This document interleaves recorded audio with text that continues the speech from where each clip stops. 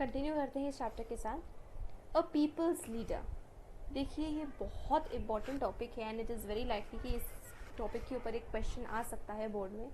क्या है गांधी जी के अंदर ऐसा क्या था कि वो इतनी बड़ी पॉपुलेशन के undaunted and so loved leader बन गए। उनको महात्मा के नाम से बोला जाता था, उनको गांधी बाबा के नाम से बोला जाता था, उनको प्यार से लोग बापू बुलाते थे, लोग उनको उनको देखते थे, उनसे इंस्पायर होते थे। तो ऐसा क्या था गांधी जी में जिन्होंने उनको इतने मासेस से अलग कर दिया। और भी लीडर्स थे, देखो गांधी जी के पहले और भी लीडर्स थे इंडिया में, लेकिन इतनी क्विकली 1915 में वो इंडिया आए। 1916 में उन्होंने अपनी सबसे पहली स्पीच दी, और वो भी मतलब जो लोग प्रेजेंट थे बनारस यूनिवर्सिटी में, हिंदू यूनिवर्सिटी में, उनके खिलाफ स्पीच दे दी, उनके ऊपर एक अटैक करते हुए स्पीच दी।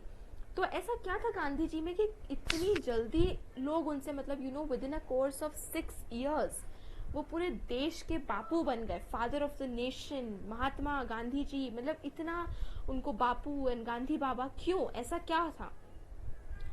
इसका बहुत बड़ा रीज़न था कि देखो उन्होंने जो प्रॉमिस किया था BHU की स्पीच में कि वो पूरे मास को, थाउजेंड्स ऑफ इंडियंस को साथ में लाके स्ट्रगल करेंगे फ्रीडम के लिए, वो उन्होंने अपने प्रॉमिस पूरा करा था। he really he brought together all the Indians, Muslims, lower caste, upper caste, Hindu, Muslim, peasants, workers, laborers, everybody, सबको साथ उन्होंने लाने का काम he did that। ठीक है। और एक बहुत बड़ा फैक्टर कि लोग गांधी जी को इतना लाइक करते थे, वो उनकी पर्सनालिटी था, वो उनका वो कैसे अपने आप को कैरी करते थे। देखिए गांधी जी हिंदी बोलते थे, ओके। गांधी जी धोती पहनते थे। बाकी नेशनलिस्ट लीडर्स जो थे, जो हमने जैसे देखे और भी लीडर्स, अगर हम एक एग्जांपल दे दूँ, I am not against them, but जैसे B R Ambedkar, doctor B R Ambedkar, he used to wear a western suit. ऐसे और भी बहुत सारे लीडर्स थे जो कि वेस्टर्न सूट या टोपी अपनी मतलब काफ़ी सोफिस्टिकेटेडली एजुकेटेड, मतलब इस तरीके से वो अपने आप को कैरी करते थे। एंड गांधी जी क्या कहते थे, पहनते थे? एक धोती, एक सिंपल लॉइन क्लॉथ, एक वाइट कलर की सिंपल धोती अपने बॉडी में रैप करके रखते थे, नथिंग एल्स। नो बंद गलाज लाइक नेहरू और अम्बेडकर, और नथिंग लाइक दैट। और नो वेस्टर्न सूट्स और नथिंग लाइक दैट। ऐसा कुछ नहीं पहनते थे। तो वो लोगों से कनेक्ट हुए। हिंदी बोलते थे। बाकी जो नेशनलिस्ट लीडर्स थे वो इंग्लिश बोलते थे, वो प्रोविंशियल लेजिस्लेचर्स में इलेक्ट होने की कोशिश कर रहे थे, एंड पॉलिटिकल पार्टी सिस्टम वगैरह ये सब चीज़ें, गवर्नमेंट फॉर्म करने की सोच रहे थे। वो थोड़े से जो बाकी के लीडर्स हैं ना, वो थोड़ा सा एलीट के, जो उस टाइम की कांग्रेस भी थी, वो थोड़ा सा एलीट के साथ मिलके, जैसे BHU की फाउंडेशन हुई, तो वो भी किसके लिए? एलीट के लिए, क्योंकि उस वक्त की सभी पॉपुलेशन तो लिटरेट थे ही नहीं ना। तो यूनिवर्सिटी तक पढ़ना तो हर कॉमन मैन का काम, मतलब वो था ही नहीं, उसके बस में ही नहीं था।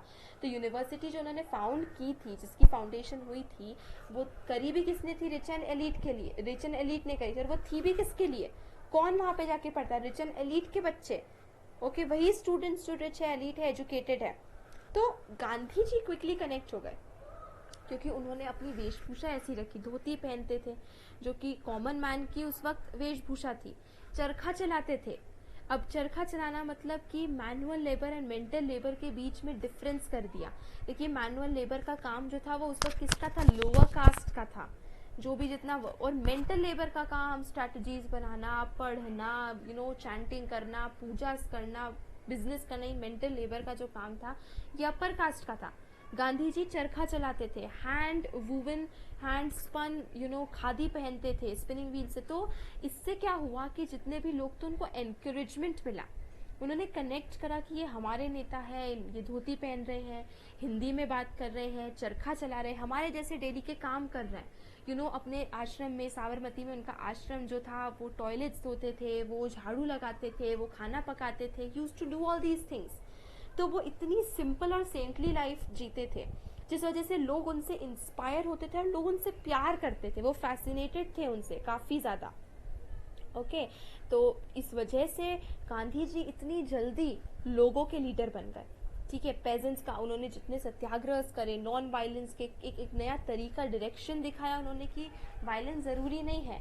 वो उन्होंने जितने भी 1916, 1917, 1918 में चंपारण, अहमदाबाद, खेड़ा में उन्होंने जो स्ट्रगल्स करे, जो सत्याग्रह करे, किसके लिए करे? The general population, the mass, the poor, the middle class, pageants, farmers, workers, labour force को रिप्रेजेंट करा गांधी जी ने। तो इस वजह से गांधी जी जो थे वो इतने पॉपुलर बन गए।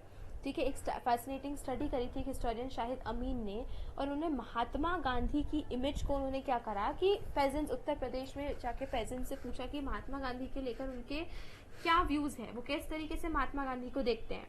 तो जब फरवरी 1921 में वो पंजाब, उत्तर प्रदेश में गए, उन्होंने पेजेंट्स से पूछा, तो मतलब उन्होंने देखा कि गांधी जी को इतने अडोरिंग क्राउड्स हर जगह रिसीव, थाउजेंड्स में लोग उनको सुनने आते थे, उनको मिलने आते थे, उनका वेलकम करने आते थे। ओके, और यहाँ पर हम एग्जाम्पल देख सकते हैं कि गोरखपुर में एक हिंदी न्यूज़पेपर में उन्होंने कैसे बताया कि 15,000 to 20,000 पीपल कम से कम कहाँ से, मतलब ननखर, देवरिया, गौरी बाजार, चौरी चौरा, कुसमी, इन सभी जगहों पर 15,000, 20,000 लोग गांधी जी से मिलने आते थे, उनके वो जो स्पीचेस देते थे वो सुनने आते थे, और लोग प्यार करते थे गांधी जी से। वो गांधी जी को अपना लीडर देखते थे। ठीक है, और गांधी जी को इतने सारे भेंट, इतने सारे गिफ्ट देना चाहते थे, और उनको कुछ ना कुछ देना चाहते थे, मतलब उनको इतना प्यार करते थे कि छोटी चीज़ बड़ी चीज़ नहीं, उनको बस देना चाहते थे, गिफ्ट देना चाहते थे गांधी जी को। और मतलब ऐसा चौरी चौरा में हुआ था कि एक एक शीट बिछा दी, उसके ऊपर खूब नोट, खूब सिक्के, खूब गिफ्ट जो है वो जैसे बरसात होने लग गई। मतलब इतने लोग गांधी जी के से इम्प्रेस थे कि उनको कुछ देना चाहते थे, उनको ग्रेटफुल रहना चाहते थे उनके लिए। तो really Gandhi ji was a leader of the people इस वजह से। और एक और बात की, इस सब के कारण वो इतने पॉपुलर, इतने लव्ड हो गए थे कि अब गांधी जी के बारे में र्यूमर्स उड़ने लगे थे कि उनके पास जादुई शक्तियाँ हैं, मिराकुलस कुछ पावर्स है, कि मतलब ऐसे लोग ऐसे बोलने लगे थे कि उनको तो किसी राजा ने भेजा है, ताकि वो फार्मर्स ऐसा बोलते थे कि वो तो राजा ने भेजा है अपनी प्रजा के दुख दूर करने के लिए, एंड ऑल दीज। और जो लोकल ऑफिशियल्स हैं, जो ज़मींदार हैं, जो ब्रिटिशर्स हैं, जो उनके ऊपर इतना जुल्म कर रहे हैं, उनको उनके दुख को उनको हटाने के लिए या फिर उनको ओवर रूल करने के लिए। और गांधी जी के पावर्स को ऐसा माना जाता था कि यार गांधी जी के पास इतनी शक्ति है कि वो तो जो ब्रिटिश के जो मोनार्क है, किंग क्वीन है, उनसे भी ज़्यादा पावर गांधी जी के पास है, क्योंकि उन्होंने इतनी जल्दी इतने मास को इन्फ्लुएंस कर लिया, अपना बना लिया, और डिफरेंस भी लाए सोसाइटी में। ब्रिटिशर्स को उन्होंने हिलाया गांधी जी ने, उनके फाउंडेशन को भी शेक कर दिया। तो लोग काफ़ी पॉपुलरली मतलब उनको लव करते थे, और उनको पता है मैंने जैसे महाराजा गांधी, महाराज गांधी बाबा जैसे, या फिर हमारे मसीहा, इस तरीके से उनको बुलाने लगे थे। और ऐसे उनको देखने लगे थे कि ये तो हमें हाई टैक्सेस से बचाएंगे, जो ज़मींदार हम पे जुल्म कर रहे हैं, जो ऑफिशियल्स हम पे जुल्म कर रहे हैं, उनसे बचाएंगे, हम गरीबों का साथ देंगे, गरीबों के मसीहा है, फार्मर्स की हेल्प करेंगे, और ये सब चीज़ें। और उनकी लाइफस्टाइल, वो हमेशा सिंपल खाना खाते थे, वो फॉरेन गुड्स को बॉयकॉट करने का कहते थे। वो कहते थे कि आप शराब मत पियो, अल्कोहल मत पियो, मीट को अवॉइड करो, सिंपल लाइफस्टाइल जियो, सिंपल खाना, सिंपल दाल चावल रोटी सब्जी सात्विक भोजन खाते थे। उनकी लाइफ एस्थेटिक ऐसी सेंटली लाइफस्टाइल थी। तो इस वजह से ऐसा और लगता था कि सच में कोई बाबा है जिनके पास जादुई पावर्स हैं। ठीक है, और उनके शूट सिंबल्स जैसे धोती और चरखा, ये उनके आइडेंटिफिकेशन मार्क्स हो गए थे गांधी जी के। ठीक है, और बाय कास्ट वो एक मर्चेंट थे, प्रोफेशन से वो लॉयर थे। तो इसमें भी लोगों को वो दिया कि यार मतलब वो है लॉयर, बाय कास्ट वो एक मर्चेंट है, तो मतलब वो सारे कास्ट को, सभी लोगों को इक्वल देख रहे थे, बैरियर्स को ब्रेक करके। और इतने एजुकेटेड होने के बाद भी, साउथ अफ्रीका से उन्होंने अपनी पढ़ाई की, उसके बाद भी वो इतना सिंपल लाइफस्टाइल जीते थे, खुद अपने हाथ से काम करते थे, मशीन्स को अवॉइड करते थे। तो उनकी लाइफस्टाइल ऐसी थी कि वो क्विकली सारे लेबर फोर्स के साथ, सभी लोगों के साथ कनेक्ट हो गए, और सभी लोग उनके साथ एम्पैथाइज करने लगे। ठीक है, और मतलब ऐसा वो करेंगे कि जो पुअर थे, जो लेबर फोर्स थे, बाकी नेशनलिस्ट जो थे ना, वो उनसे टॉक डाउन करते थे। क्यों? उसका रीज़न क्या था देखिए जो कांग्रेस थी वो बेसिकली उस वक्त ये फ्रीडम मूवमेंट को लीड कर रही थी। अब ये फ्रीडम मूवमेंट को लीड करने के लिए उन्हें रिसोर्सेज चाहिए थे, उन्हें फाइनेंशियल हेल्प चाहिए थी, और ये उनको कौन दे रहा था? Big industrialist, the big and rich land owners, the rich and elite. और ये जो ऑफकोर्स है यार, इंडस्ट्रियल जो इंडस्ट्री के मालिक है वो, और इंडस्ट्री के वर्कर्स, वो तो ऑपोजिंग व्यू के ही होंगे ना। इंडस्ट्री के वर्कर्स बोलते थे कि हमसे काम कराते हैं, हमको पैसे ज़्यादा नहीं देते, या जो पुअर पेजेंट्स है वो कहते हैं कि हमें इतना हाई रेवेन्यू पे करना पड़ता है। और रिच लैंड ओनर तो उनसे ज़्यादा रेवेन्यू लेते थे, उन्हें पैसे चाहिए होता था इकोनॉमिकली। तो कांग्रेस या फिर जो और नेशनलिस्ट लीडर्स थे वो रिच एंड एलीट का साथ ले रहे थे, कि उन्हें लग रहा था इनसे हमें फ्रीडम मूवमेंट ज़्यादा मिलेगी एंड ऑल दैट। तो वो गरीबों से या जो लेबर फोर्स है उनके साथ वो थोड़ा सा अच्छा बिहेव नहीं, या उनको टॉक डाउन करते थे, उनके ऊपर इतना वो नहीं करते थे। और गांधी जी बिल्कुल उनके जैसा दिख रहा है, सिंपल सोबर पहन के, कोई रिच फैंसी क्लोथ्स नहीं, और उनसे बात कर रहे हैं, उनके जैसे काम कर रहे हैं, तो लोग तो उनकी तरफ एकदम से अट्रैक्ट होंगे। उन्हें लगा कि गांधी जी सभी जैसे नहीं है, ही इज़ डिफरेंट, ठीक है। और जेन्युइन थी, मतलब सच में लोग उनसे इतना प्यार करते थे, और मतलब बिना किसी डाउट के ये बात भी थी कि मतलब उन्होंने इतनी केयरफुली ये सभी चीज़ें ऑर्गेनाइज करी थी, कैसे सत्याग्रह होना चाहिए, नॉन वायलेंट होना चाहिए, हमें कैसे प्रोटेस्ट करना है। अगर हम उनकी ब्रिलियंस इसी चीज़ में देख लें, किस तरीके से उन्होंने सॉल्ट का यूज़ करा। सॉल्ट एक ऐसा सिंबल है जो घर घर में पाया जाता है और उस पर इतना टैक्स लगा जाता है, तो कैसे उन्होंने कितनी इंटेलिजेंटली उन्होंने salt as a symbol use करके, कैसे उन्होंने डांडी मार्च करी, एक जगह से दूसरी जगह गए, वहाँ पे सॉल्ट बनाया, रूल तोड़ा। तो उनकी स्ट्रैटेजी, उन्होंने इतने केयरफुली ऑर्गेनाइज करा था पूरे प्रोटेस्ट को, पूरे मूवमेंट को, कि लोग तो उनकी तरफ अट्रैक्ट होंगे से। तो हमने यहाँ पर कितने सारे पॉइंट्स इस्टेब्लिश कर लिए। Why the masses appealed to Gandhi ji, why was Gandhi ji people's leader. ये अच्छा टॉपिक है, क्वेश्चन आ सकता है इस एग्जाम में, ओके। और है ना, कांग्रेस के नए नए ब्रांचेस सेटअप हो रहे थे, प्रजा मंडल्स इस्टेब्लिश किए जा रहे थे, ताकि वो नेशनलिज्म की भावना को हर कोने कोने तक पहुंचा सके, ठीक है। गांधी जी ने कम्युनिकेशन बढ़ाया, मैसेज मदर टंग में, हिंदी में बात करी, ना कि इंग्लिश में बात कर रहे थे। तो ये सब चीज़ें जो इलिटरेट थे, जो पुअर थे, जो कि मास थे इंडिया का, यार मेजॉरिटी में तो वही है ना, और उनके जैसे गांधी जी ने अपनी लाइफस्टाइल रखी थी, इनकी जैसी लाइफस्टाइल थी, तो वो लोग तो गांधी जी से अट्रैक्ट होंगे ही सही, ठीक है। तो इस वजह से हुआ ये कि मतलब गांधी जी इन सभी रीजंस की वजह से, जो कि अभी तक के नेशनलिस्ट लीडर्स इससे इतना मैच नहीं कर पा रहे थे, हिंदी बोलना, धोती पहनना एंड चरखा चलाना, ये सब मैनुअल लेबर करना, सेवा करना, being simple lifestyle, aesthetic lifestyle, इन सब चीज़ों की वजह से गांधी जी जो थे वो काफ़ी पॉपुलर बने, पीपल्स लीडर बने, ठीक है। और सपोर्टर्स ऑफ गांधी जी, मतलब सपोर्टर्स ऑफ कांग्रेस जो थे, बहुत ही रिच एंड प्रॉस्परस बिजनेसमैन थे, इंडस्ट्रियलिस्ट थे, एंटरप्रेन्योर्स थे, और उन्होंने भी बहुत जल्दी ये वो कर लिया कि in a free India the favours enjoyed by the British competitors would come to an end.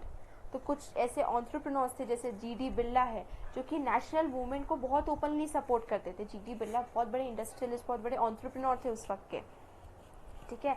तो ऑलमोस्ट सभी इंडस्ट्रियलिस्ट को ये समझ आने लगा था कि एक बार हमें फ्रीडम मिल गई ना, तो हम और ज़्यादा डेवलप कर पाएंगे। ब्रिटिशर्स जो जितना भी हमसे ले रहे थे या जितना भी रोक टोक कुछ लगा रहे थे, उससे भी हमें फ्रीडम मिल जाएगी। तो वो भी इस नेशनल मूवमेंट को, स्ट्रगल को सपोर्ट करने लगे। कुछ जीडी बिरला जैसे कुछ थे जो कि ओपनली से करने लगे, कुछ थे जो जैसे टाटा भी थे, दादा भाई नारोजी, ये जो थे ये ओपनली इनको सपोर्ट करते थे, और कुछ जो थे वो थोड़ा सा छुपते छुपाते, हिचकिचाते हुए भी करते थे। तो गांधी जी के एडमायरर्स जो थे वो रिच ही नहीं, मतलब पुअर पेजेंट्स या लेबर फोर्स नहीं, रिच इंडस्ट्रियलिस्ट भी थे, वो भी उनका सपोर्ट कर रहे थे। उन्हें भी अब फ्रीडम चाहिए थी ब्रिटिश से, ठीक है। लेकिन एक था कि भले रीज़न अलग थे, क्यों जो पुअर पेजेंट है, पेजेंट्री है, लेबर फोर्स है, वो क्यों गांधी जी को एडमायर कर रही थी और रिच इंडस्ट्रियलिस्ट क्यों, उसके रीजंस अलग अलग है। उस वक्त 1922 में उसका रीज़न इतना स्वराज नहीं था, वो अपने मतलब के लिए गांधी जी को फॉलो कर रहे थे, बट स्टिल गांधी जी के एडमायरर की लिस्ट लंबी होती जा रही थी, ओके। एंड उनका खुद का रोल तो इम्पोर्टेंट था ही गांधी जी का। एक आइडियोलॉजी थी गांधीयन नेशनलिज्म, जो कि मतलब उसके भी बहुत सारे फॉलोअर्स हो गए। गांधीयन नेशनलिज्म फॉलो करने वाले आज भी करते हैं, even after so many years of Gandhi ji, still Gandhi nationalism is very popular. तो 1917 से 1922 के बीच में 1917 से 1922 के बीच में बहुत एक टैलेंटेड इंडियंस का एक ग्रुप जो कि महादेव देसाई, वल्लभ भाई पटेल, जेबी कृपलानी, सुभाष चंद्र बोस, अब्दुल कलाम आज़ाद, जवाहरलाल नेहरू, सरोजनी नायडू, गोविंद वल्लभ पंत एंड सी राजगोपालाचारी, ये सभी जो थे इन्होंने गांधी जी के साथ अपना रिश्ता जोड़ लिया से मतलब they started recognising themselves with Gandhi ji, they attached themselves to Gandhi ji कि okay we are under the shade of Gandhi ji now, हम गांधी जी जो कहेंगे उनके अंडर अब काम करेंगे। तो उन्होंने गांधी जी को और उनके मूवमेंट को और उनके आइडियाज़ को ज्वाइन कर लिया।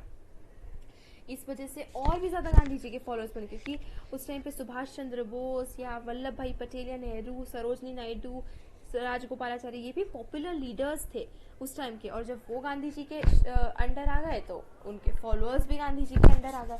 तो महात्मा गांधी जो थे वो इतने सारे रीजंस की वजह से, एम्पल ऑफ रीजंस थे जो हमने अभी सब डिस्कस करे, इस वजह से वो काफ़ी पॉपुलर लीडर बन गए थे। ठीक है, फरवरी 1924 में मार्च 1922 में उनको अरेस्ट करा था। तो लगभग 2 साल के बाद, लगभग 11 मंथ्स के बाद वो जेल से बाहर निकले, और अब उन्होंने ये सोचा कि यार अब हैंड स्पन क्लॉथ खादी को प्रमोट करना है, क्योंकि वो ये देखते थे कि खादी एक सेल्फ रिलायंस का सिंबल है, सेल्फ इंडिपेंडेंस का सिंबल है। तो वो खादी को प्रमोट करे थे कि खुद आप अपना खादी बनाइए, अपना खुद का कपड़ा बनाइए, और ना कि वो कॉटन क्लोथ्स के ऊपर डिपेंड कीजिए। ब्रिटिशर्स हमको इतने ऊंचे दाम में बेचते हैं, do your work your self. तो गांधी जी इसको खादी से एक सोशल रिफॉर्मर बनना चाहते थे, मतलब सोशल रिफॉर्मर बन गए थे। वो पॉलिटिशियन थे क्योंकि उनके आइडियाज़ ऐसे थे, सत्याग्रह वो कर रहे थे, फ्रीडम लीडर थे, नेशनलिस्ट लीडर थे। तो और गांधी जी को तो ऐसे देखने लगे थे मिराक्युलस पावर्स के साथ, तो बाबा बन गए, बापू बन गए। तो इन सब के बाद इंडियंस का गांधी जी में फेथ बढ़ता गया, उन्हें ये दिखने लग गया कि बस गांधी जी है जो उनको फ्रीडम दिलवाएंगे और स्वराज दिलवाएंगे। ओके, और वो खादी के थ्रू वो कहना चाहते थे कि आप इकोनॉमिकली सेल्फ रिलायंट होइए, आप प्लीज़ ब्रिटिशर्स के ऊपर मत डिपेंड रहिए क्लोथ्स के लिए एंड गुड्स के लिए। तो इन सब रीजंस की वजह से गांधी जी काफ़ी पॉपुलर हुए। यहाँ पे हमारे पास 2-3 सोर्सेज हैं। चरखा, महात्मा गांधी जी जो थे वो मॉडर्न एज के काफ़ी क्रिटिकल थे, क्योंकि देखिए महात्मा गांधी जी को जो ये ब्रिटिशर्स जो नई मशीनरी की एज ला रहे थे कि आप मशीन से कपड़े बन रहे हैं, वो बन रहे हैं, उसके थोड़े से अपोजिट थे। ठीक है, उसको अपोज करते थे, और वो ये देखते थे कि चरखा जो है वो ह्यूमन सोसाइटी को ग्लोरीफाई करेगा। ठीक है, तो स्पिनिंग व्हील जो है वो एक सप्लीमेंट्री इनकम भी हो जाएगी और उनको सेल्फ रिलायंट बनाएगी। उनको ब्रिटिशर्स के लिए मशीनरी के लिए ब्रिटिशर्स के ऊपर मशीनरी के लिए डिपेंडेंट नहीं होना पड़ेगा। वो जब चाहे जितना चाहे अपना खुद का कपड़ा खादी बना सकते हैं। तो गांधी जी के यंग इंडिया मैगजीन जो है उसमें वो अलग अलग 24 में, 1927 में, नवंबर, मार्च में रिस्पेक्टिवली वो कहते हैं कि वो जिस चीज़ को ऑब्जेक्ट करते हैं वो है मशीनरी का क्रेज़। हम क्यों मशीनरी बना के लेबर क्यों बढ़ा, हम क्यों बचा क्यों रहे लेबर, हम लेबर बचा रहे हैं मशीन के कहकर कि हम हमारी मेहनत बचा रहे हैं, लेबर बचा रहे हैं, और इस वजह से इतने सारे लोग जो है वो अनएम्प्लॉय हो रहे हैं, उनके पास पैसे नहीं है, उनके पास खाना नहीं, उनके पास नौकरी नहीं, और इस वजह से वो भूख में जा रहे हैं, भूखमरी बढ़ रही है। तो उनके कहने का मतलब है कि आप मेहनत करो, हार्डवर्क करो, मशीन पे आपको हो गया क्यों अपना लेबर बचाना है। अब देखिए मशीन के कारण हुआ क्या कि पहले जो काम 10 आदमियों का था वो आई थिंक रिड्यूस होके 3-4 आदमियों तक रह गया, बाकी का काम मशीन कर रही है। तो ये जो मेहनत बचाने के चक्कर में लोग अनएम्प्लॉय होते जा रहे थे। वो 5-6 लोग जिनको का काम नहीं बचा था क्योंकि उनके काम को मशीन के काम ने रिप्लेस कर लिया था, उनके पास तो अनएम्प्लॉय होने के अलावा कोई और चांस ही नहीं था। और वो ये भी कहते कि khaddar does not seek to destroy all machinery. वो ये नहीं कहते कि जो खादी है, खद्दर जो कपड़ा है, कि वो सब मशीनरी वगैरह छोड़ दो, बल्कि वो ये कह रहे कि चरखा भी तो एक मशीन है, तो ये आप इसका यूज़ करो ना, आप लोगों का ध्यान दो, आप खुद कमाओ, सेल्फ रिलायंट बनो एंड लोगों की हेल्प करो। The wheel is itself an executive piece of machinery. कहते हैं वो कि व्हील, चरखा भी तो एक मशीनरी का ही पीस है। The miraculous and the unbelievable. Local newspapers in the United Province recorded many of the rumors. तो वो कैसे बहुत सारे rumors यहाँ पे रिकॉर्ड किए गए थे। कैसे, एक था सिकंदर साहू जो कि बस्ती में रहते थे, एक विलेज का नाम है बस्ती, गांव का नाम है। तो वो 15 फरवरी को ये कहते हैं कि 15 फरवरी को सिकंदर साहू कहते हैं कि मैं महात्मा गांधी में तभी बिलीव करूंगा अगर ये करहा मतलब एक बॉइलिंग पैन जो कि गन्ने को जब कुछ प्रोसेस करके और उसको उबाल के शक्कर बनाते हैं, चाशनी जैसे शक्कर बनाते हैं, मतलब शुगर केन जूस को, ठीक है, गन्ने के रस को उबालते और उससे फिर गुड़ एंड शक्कर एंड सो चीज़ें बनती हैं। तो वो वहाँ पे काम करते थे, उसके लिए उस पैन का नाम था करहा, जिसमें उसको बॉईल करते थे। तो सिकंदर साहब 15 फरवरी को कहते हैं कि मैं तभी गांधी जी में विश्वास करूंगा जब ये करहा 2 टुकड़ों में स्प्लिट हो जाएगा। और जैसे ही उन्होंने बोला इमीडिएटली वो करहा 2 टुकड़ों में स्प्लिट हो गया बीच में से। तो ये ऐसे करने लगे कि यार मैंने नाम लिया कि मैं गांधी जी में विश्वास करूंगा और ये ऐसे जादू हो गया, मतलब गांधी जी के पास जादुई पावर है। और इंस्टेंसेस देखने को मिलते हैं। आजमगढ़ से एक कल्टिवेटर थे और उन्होंने कहा कि वो गांधी जी में तभी बिलीव करेंगे और तभी बिलीव करेंगे जब उनके सेसेमम जो यानी कि जो खस जो सेसेम सीड्स होती हैं वो जितना हार्वेस्ट जो है वो सेसेमम से मतलब बदल के वीट के साथ रिप्लेस हो जाए, सेसेमम की जगह उसकी जगह गेहूं उग जाए और दूसरे दिन पूरा उल्टा बोल दिया मैंने, गेहूं का जो खेत है वो पूरा सेसेमम में बदल जाए, सेसेमम सीड्स के खेत में। तो दूसरे ही दिन पूरा के पूरा गेहूं का खेत जो था वो सेसेम सीड्स में बदल गया, तो सेसेमम में बदल गया। ये एक और उन्होंने बताया। ऐसा भी था। ये तो मतलब गांधी जी के सपोर्ट में कि मैं उन पे तभी विश्वास करूंगा जब ऐसा हो। उनके उसमें भी था कि जो गांधी जी को अपोज करते थे उनके साथ क्या क्या बुलाता था, वो भी आप सुनिए कि एक जेंटलमैन ने चरखा के ऊपर क्वेश्चन किया था कि चरखा तो क्या है, इससे क्या होगा, हम क्या अचीव करेंगे, और उसके घर को आग लग गई। ऐसे ही अप्रैल 1921 में लोग जो है वो गैम्बलिंग कर रहे थे, जुआ खेल रहे थे और किसी ने उनको कहा कि उनको बोला कि गांधी जी इस चीज़ के लिए मना करते कि जुआ नहीं खेलना चाहिए, शराब नहीं पीना चाहिए। उनको बोला कि आप रुक जाओ, लेकिन एक जो है वो माना नहीं। ओके, वो कहता रहा और गांधी जी को बुरा भला कहता रहा और वो खेलता रहा। और दूसरे दिन उसी के बकरी को उसी के 2 कुत्तों ने काट लिया। वाह, मतलब ये एक अलग मिराकुलस पावर के साथ गांधी जी को शोकेस करने लगे कि आप गांधी जी को सपोर्ट करोगे तो ऐसे होगा, नहीं सपोर्ट करोगे तो आपके साथ बुरी चीज़ें होगी। एक और इंस्टेंस देखने को मिल रहा है कि गोरखपुर में जो पेजेंट थे वो थे कि वो शराब छोड़ेंगे, लेकिन एक इंसान ने सुना नहीं और वो शराब पीता गया। गोरखपुर में कुछ पेजेंट ने शराब छोड़ दी, एक इंसान ने सुना नहीं, वो पीता गया। तो जैसे ही उसने वो लिकर शॉप शराब की दुकान पे जाने लगा तो इतनी ज़्यादा बारिश तेज़ होने लगी उसके रास्ते में, और जैसे ही उसने गांधी जी के बारे में बोला, गांधी जी का नाम लिया, और एकदम से सब कुछ शांत हो गया, बंद हो गया। तो ये शाहिद अमीन ने लिखा है Gandhi as Mahatma, subaltern studies 3 Oxford University Press Delhi. तो यहाँ पर हम देखते हैं कि डिस्कस करते हैं कैसे गांधी जी को मिराकुलस पावर्स के साथ शो किया जाता है।